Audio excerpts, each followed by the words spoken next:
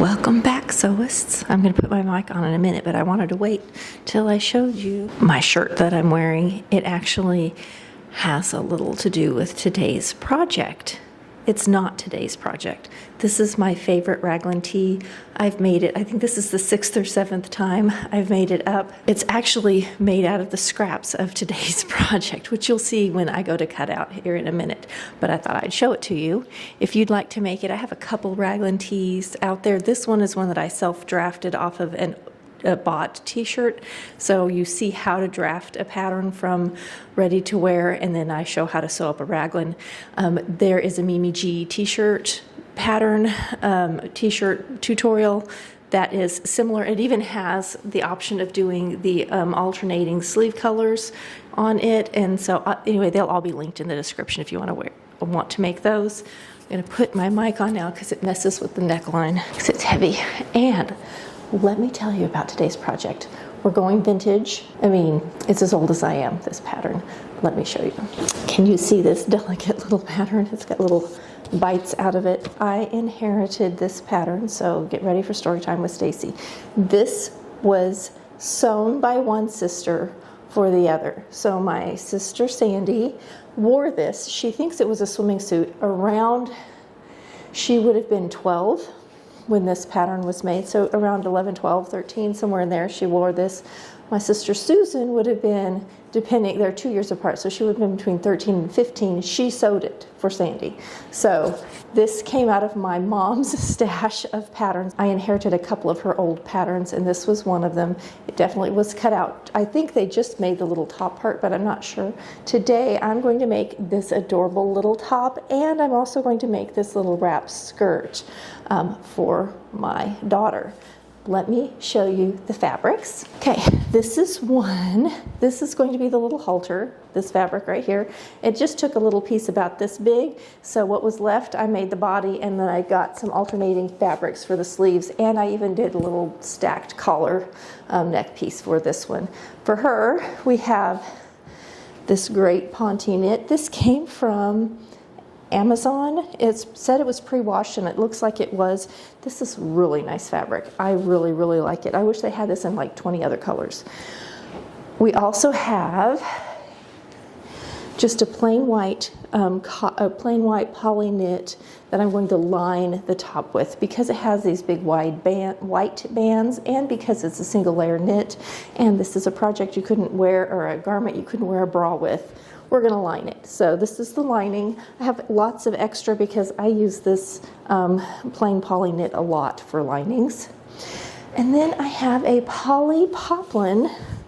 Wait, is it poplin or gabardine? I gotta put my glasses on to tell. Look, you've got to look at the weave. Gabardine. Pretty close either way, but this is a poly. I did pre-shrink it, even though it's poly. It won't shrink. Got a yard of it. This is from Hobby Lobby. I managed to hit the Hobby Lobby 40% off sale to get this and the white. If you want to see my quick little hauls when I do things like that, you can catch those over on Instagram. I'll do like a minute and a half reel and show you my fast little hauls of fun things like this. So these are our fabrics. The other thing you're going to need is like a button and interfacing for the waistband on the little skirt, and you're going to need bias tape, or you can buy, wish I thought I hadn't ordered a whole bunch because it takes quite a bit. You can get the knit fold over elastic, would also work great for this project. I'm going to use plain white cotton bias tape today though. So let's get cutting. Okay, I have 1 yard of this fabric. I'm cutting 2 projects out of this 1 yard. I'm going to get my favorite t-shirt and my daughter's little halter top. So I ordered it for her halter, and you can see how little I need this. I just need 1 piece of this for her. She's a tiny person and she doesn't need a lot of fabric. So I have all of this left. So before I sew up her cute project, I'm going to make mine. I'm going to cut out my raglan tee body out of this. I'm going to cut sleeves out of these 2. I think I'm going to do a double ringer at the neck, and then 1 red sleeve and 1 blue sleeve if I like it. That's what I think I'm going to do. I did pre-wash these. They washed great. They did not roll into snakes. These were from Hobby Lobby. They are lighter weight, but the fabric colors match great. I'm going to get this raglan made real quick, and then we'll come on and start working on this cute project here. Okay, so this is just a scrap. I've already cut out my shirt. You can see the pieces over here.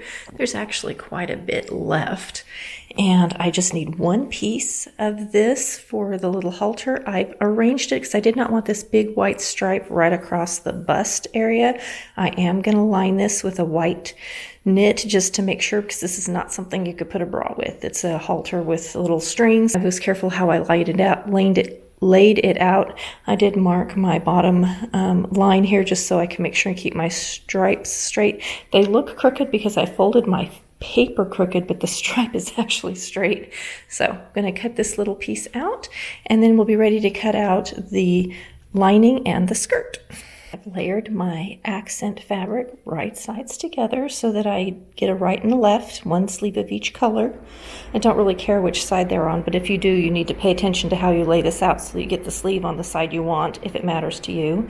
I'm also going to cut two of my neckline, my neck bands. I'm going to cut it a little wide because I'm going to want to stack them. So, and I haven't decided which one I want to be the longer one. So I'm going to cut all the way up to here for both of them, and then one of them is going to get trimmed back when I decide which direction I want to stack them, if I want the red on top or the blue on top. I haven't decided that yet. So these are laid out and ready to go. You can see I have a big chunk of fabric left over here. I have a big chunk of fabric left over there. All good.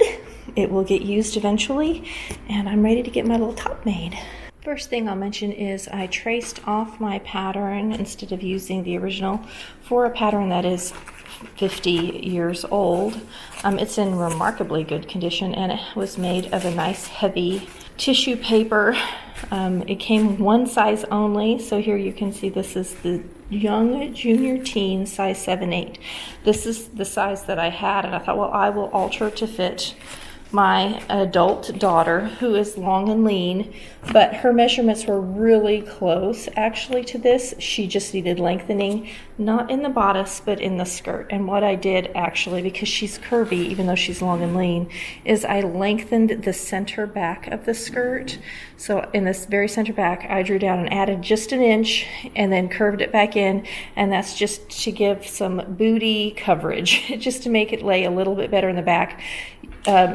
It's very common for short skirts like this to tip up in the back, especially when you like move, etc. And so I just gave her a tiny bit of extra insurance there. Okay, when cutting out the little halter part, I made sure to center the darker colors over the bust line and let the white be up in the neck and décolleté, just because nothing will shadow through as much. And then I have my white lining also cut out just as an extra precaution. For the skirt, I have 1 yard of 60 wide. It easily fits in about half a yard, so I will have leftover. I could actually make a second one. This style would be so easy to make lined or even reversible. You make two skirts and put them together on the outer edge, especially if you're going to bias bind it. But you could also sew it kind of like a pillowcase, sew around that outer edge, flip it through, and have it pre-hemmed and also lined or even reversible. So this kind of project is really fun because there's so many options. So I'm going to cut my fronts and my back that's on the fold out. Then I'm going to come back and cut out my single waistband. You can see I could put it on the center fold here, but then I'd be cutting it weird in the middle. So I'm going to cut it after I get these two out so that I'm not cutting something out of the middle of the fabric like that. And we will head over to the sewing machine.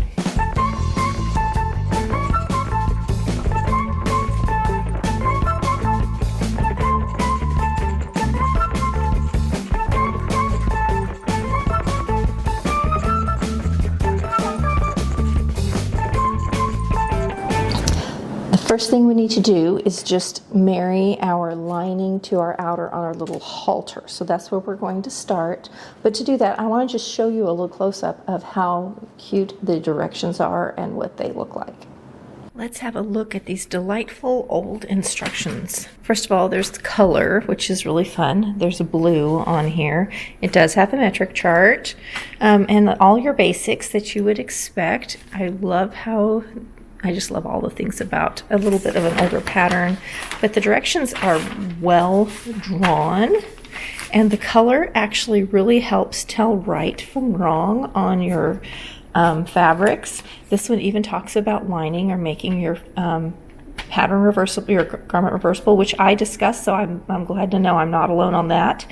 The first thing we're going to do, we're going to start with our little halter, and there are some little dots on here that are for gathering. It replaces, instead of having a dart on here, and it just helps fit better if there's an actual bust line of any kind. So we're gonna, and I have marked those on my piece here. So I have little circles, so I'm going to transfer those circles. We're going to do a little bit of a gathering line. It's not very much on all of those parts, just to give a little bit of fullness. I'm going to do it too with our lining on. Okay, so according to the directions, we have got a couple pattern pieces that I did not cut out, but they're just for measurement. It's F, G, and H. I have a little sticky note here. F is the bias length for the arm side, the sides. G is the underbust, and H is the one for the neck. But before we do any of that, let's just marry these two. So you can see I have the right side lining here, I have the right side of my outer fabric here, and you could go around and baste it. We just want them to stay together because it's just going to be easier to work with. I think I'm going to go ahead and just serge mine together. It just will make them nice and flat, especially when I get ready to put the bias on. So I'm going to serge real quick, and then we're going to transfer our markings, and then we're going to do some gathering lines so that we can get that little fit thing on the side there taken care of.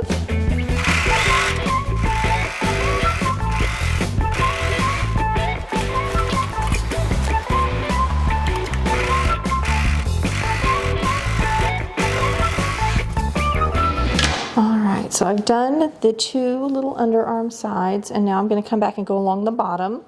I'm not worried about the little neck nearly as much. It's very small and short, and actually I might stretch it a little bit. I think I would rather baste it at the machine where I can hold it flatter, or I may leave it alone. Now they're married. I don't have to hold pins on it anymore, but I am going to take my little pattern piece and I'm just going to transfer my markings. I have markings on the sides and on under the bust. So, and these literally, they put gathers where a dart would have been. I'm going to put the markings on the wrong side because I'm thinking about how I'm going to be applying my bias. And I'm going to put it kind of, it says we're going to stitch it at 5/8. I'm going to stitch it at half because that's how wide my bias is, or I'm going to mark it at half. When you go to apply your bias and you have your bias lengths, it lets you know how far to gather in for this area. Okay, now we're going to do under the bust.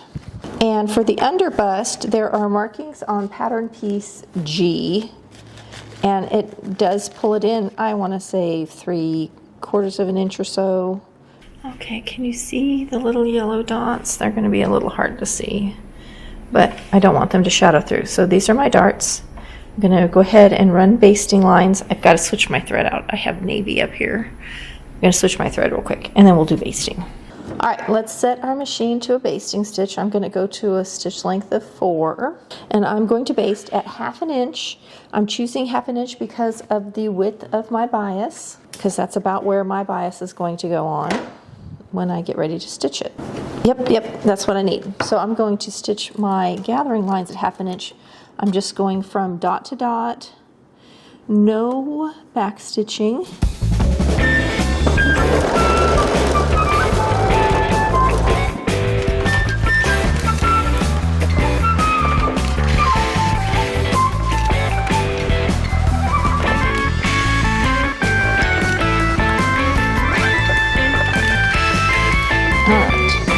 So I have gathering lines.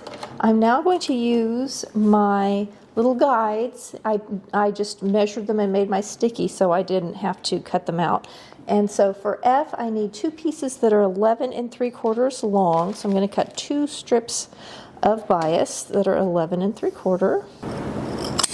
Okay.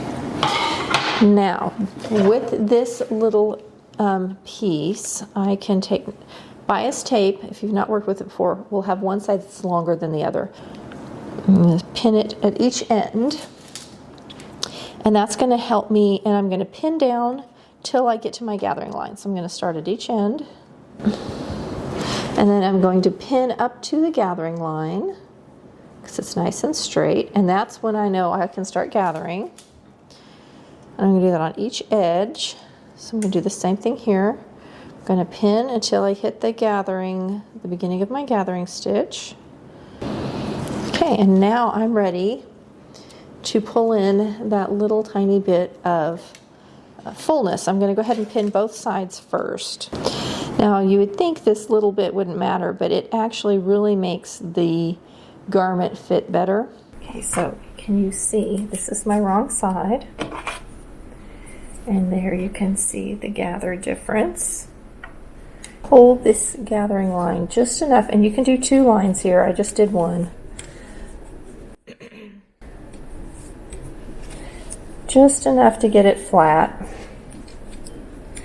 and it won't be, I mean, it's knit, so it's going to kind of just disappear in there, and then all of this is going to get tucked in side there and stitched down, and you can see how it's taking care of all of that fullness. So I'm going to go ahead and pin this flat now, and this is a time when clips work great now.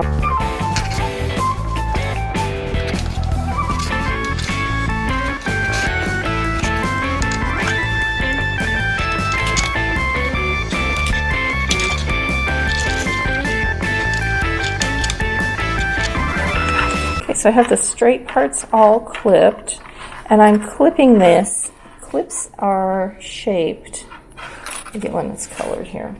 There's a flat edge and a curved edge, and I'm clipping it so that the flat edge is on the back and the curved edge is on the top, because this is how it's going to go through the machine. It'll just lay flatter when I'm working with it. Now we can ease in this and put some clips, and we're ready to stitch. This is my little edge, all ready to go, and I can just top stitch it in. Okay, I'm going to do the other side, and we'll top stitch them both at the same time. There's one ready to go.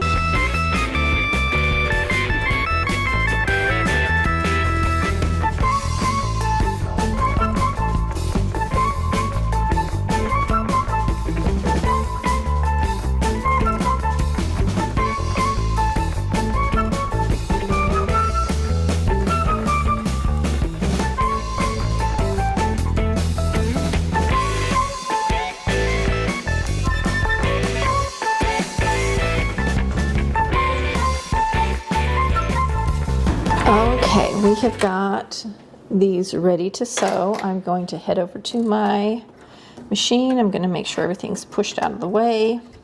I'm just using my straight stitch foot. Oh, don't forget to put your machine back to regular stitch length.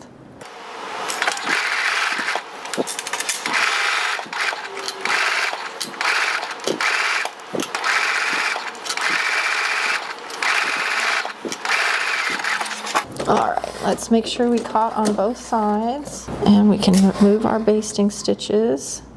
Everything is caught on both sides, so that's good news. Okay, we're going to go ahead and do the other one, and I can just pull out this basting stitch just like that, and he's gone. I can't even tell he was ever there.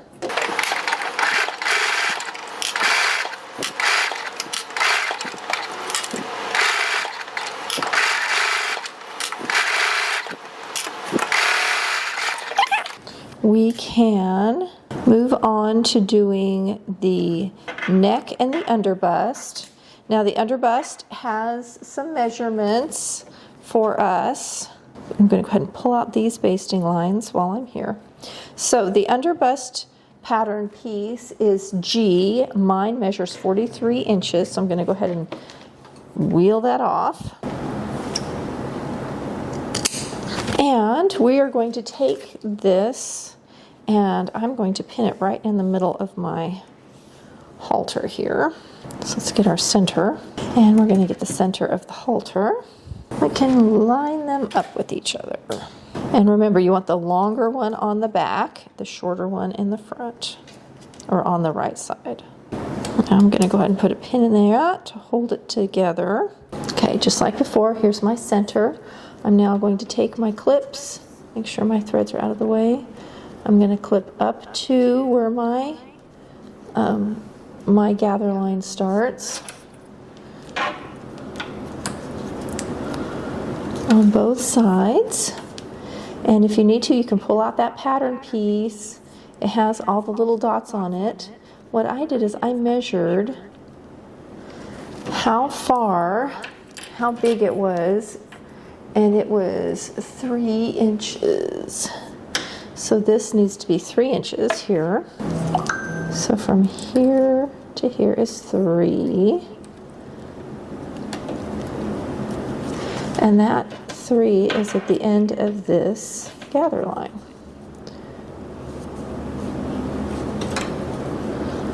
And now I know how much to ease in. I'm going to do that on both sides. And now I can go ahead and just clip it all the way down. And then this will just get stitched right on. All right, now these are not very long ties. Look at that. I'm looking at this, worrying about that tie length. That's all there is for the tie in the back. So when you think, if you wrap this around, that's not a lot of tie. Okay, we're gonna go with it. Okay, this is almost ready to sew. I'm just gonna pull in the gathers here, just like we did on the side, and ease those in. There's not a lot under in here, and we'll straight stitch it across. Now the little neckline's even easier. There's no gathers, so we can just stitch our little neck.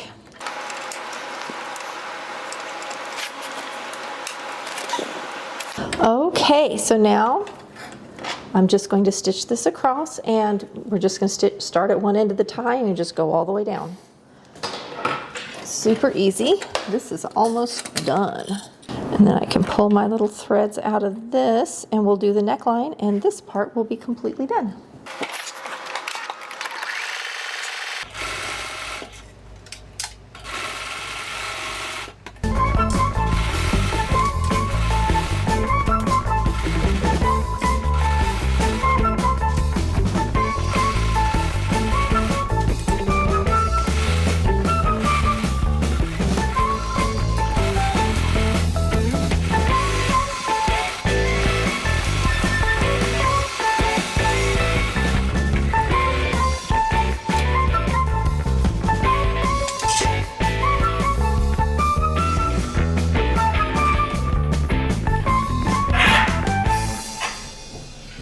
You can kind of see a little bit of fullness in that bust line, which is perfect. That's what we need. And then I have a couple of threads to trim.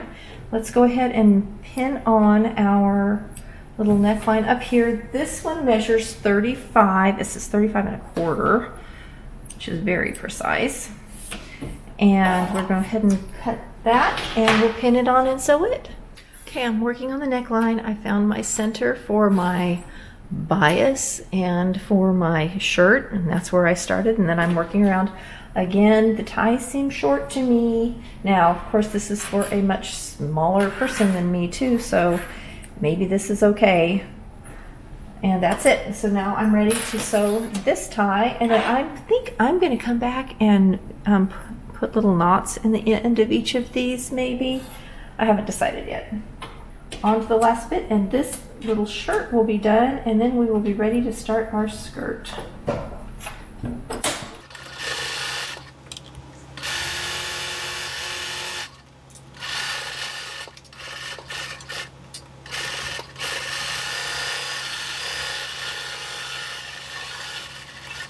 All right, one adorable little halter done. All right, and top is completed. I've already taken it back and put it on the dress form. You'll see that in just a minute. And we're ready to move on to our little tiny cute wrap skirt. Switched out my threads for navy because I'm going to serge my side seams independently, so I'm going to do that. And I'm going to transfer my markings for my dart. I'm going to go ahead and sew in my darts, and then I'll do my seam allowance. I have a little video. The thumbnail looks like this. It'll be linked below. You can see the complete how-to on a dart there. And I wanted to originally do the little striped skirt too. I thought that would be so cute. But I drew out a picture of it and sent it to the person who's going to be wearing this. And they were like, nope, I would not wear that striped skirt. Which I kind of thought might be the case. So, no big deal. I then drew it again with the little plain skirt. As you can see in the picture, I sent them this drawing that had both options, and they were like, yes, give me the navy skirt. So we are giving them the navy skirt. I'm going to go ahead and draw my dart legs on here, make life real easy. I'm drawing them in yellow on my navy because it's easy to see. And I usually, if I have lots of darts to do, if possible, I'll prep all darts, sew all the darts at the same time, which is what I'm getting ready to do here. Now, you could definitely make these darts fuller or thinner and fit it to your body. One lovely dart. Now we can overlock. I'm just going on the side seams only.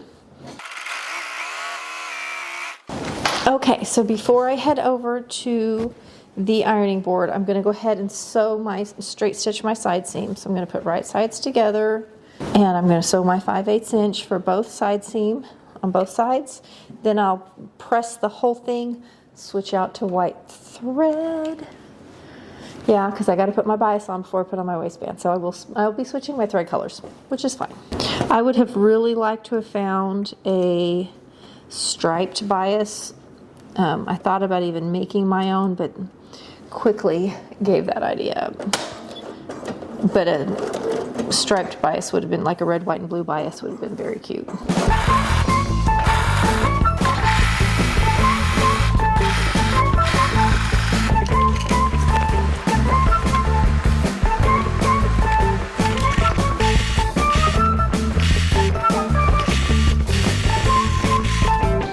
Okay, let's go iron. Okay, so I am just clipping on my bias. You can see I've left it up high here. I just wanted to skip past this little seam. Since this is the front of the skirt, I didn't want that seam to show up on the front, and I'm just clipping it around as I go.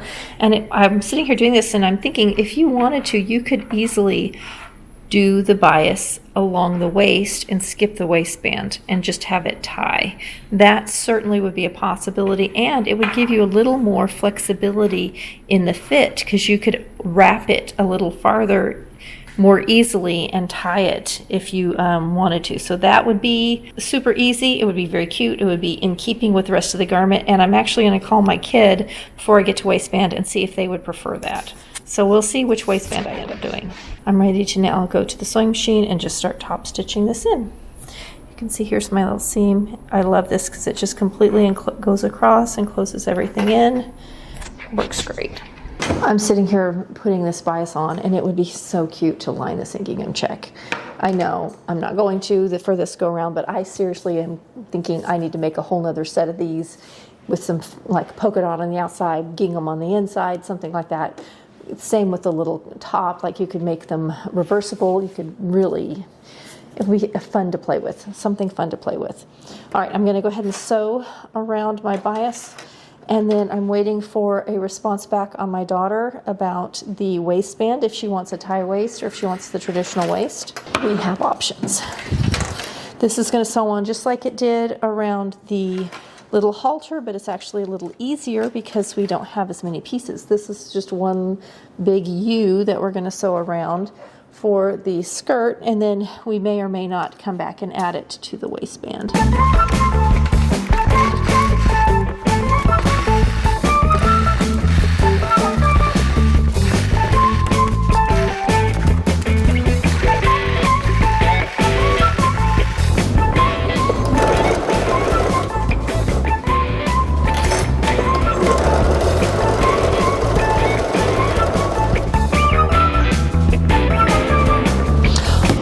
We have a decision.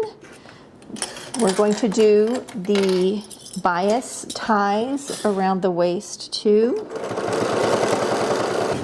So when we go to do the ties, it's going to be a really long piece because I want to be able to have the tie wrap all the way around and tie for adjustability. I think we will play with it a little bit to make sure. I'll let you know. While I'm doing this, I'm sitting here thinking about it.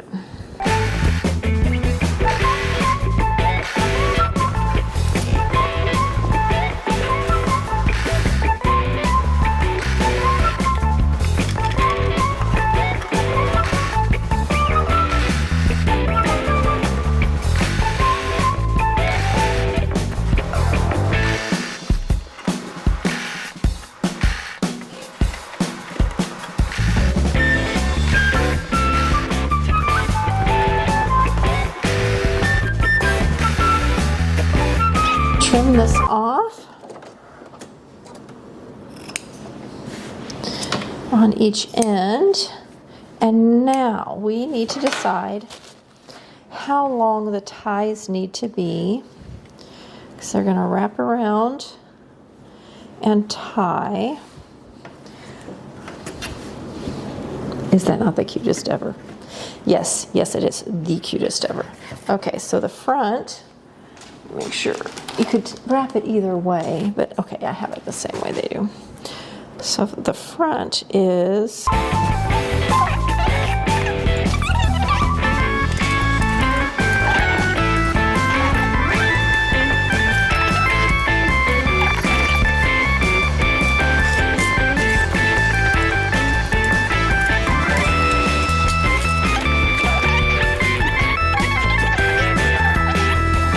okay. Let's see how long we are. Tape measures on the floor where it belongs. It's about 82 inches is what I ended up trimming here. Now I'm just going to clip this on and stitch it. My biggest concern is just that I'm getting this on here correctly. The tie will be longer on one side than the other because of how it wraps. One side will actually wrap around the body, and the other side won't. I'm not making a little opening for it to go through. Sometimes wrap skirts will have a little hole in the side, or wrap dresses will have a little hole where you pull through a tie. We're not going to worry about that on this. Now I can always shorten a tie. I would rather the ties be too long and have to shorten them than not have it quite enough. And now we're not going to do the elastic in the waistband. What I was going to do with a traditional waistband, and I do this often, I will stitch an elastic on the inside of the waistband. Actually stitch it down to the waistband on the inside, so it's on the wrong side inside. And then you flip around your waistband to the right side and you can't tell. And it kind of makes gathers and puckers, and you can see it when it's like flat or on the hanger, but on the body they completely go away, and it sucks up that waistline to you and just makes it fit better. So I definitely need to do something with that kind of waistline just so you guys can see that little trick. And maybe many of you have done it before. After this row of bias is stitched, we're done with both pieces. Our project is done. I will go take it over there, put this on with the dress form with the adorable little top, and you can see how cute and summery and vintage this looks. So fun. I'm thinking 80 may be too much, but we can always cut it off. We'll go over to the dress form and see. The dress form's slightly larger than my kiddo. And doing it this way, it covers all of our raw edges. Okay, I'm going to take it over there real quick and do a tester to see if I like how it wraps, and then we'll sew it. Look at how cute that is. 80 inches is what we need. I had it off just a little bit. I moved it down a little, so I had a little more on one side than the other, just to get an even wrap, so it looked nice when I tied it. And now I'm just sewing, starting on the tie, and then I'll eventually end up on the skirt.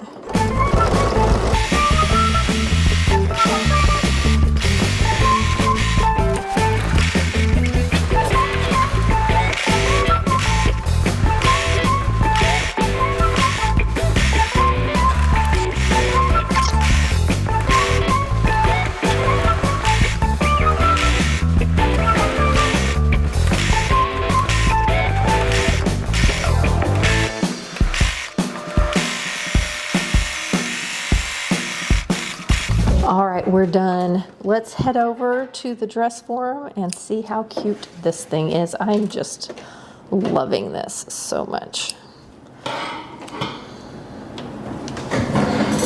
All right, here we are matching. Look at how cute. I just think this is so adorable. Really great to throw over a swimsuit. In this super heat when we've been in the hundreds. Here it is from the back. Here's the little wrap. I definitely would like to try this again and line this wrap skirt with this kind of trim on it. It could become completely reversible, as could the top. I did add just 1 inch to the back, and though you can't really tell, she is curvy, and I think that just a little extra in the back will give a little protection for bending over and so forth. All right, there it is. So cute. Thanks for sewing with me, and I'll see you next week for another fun video.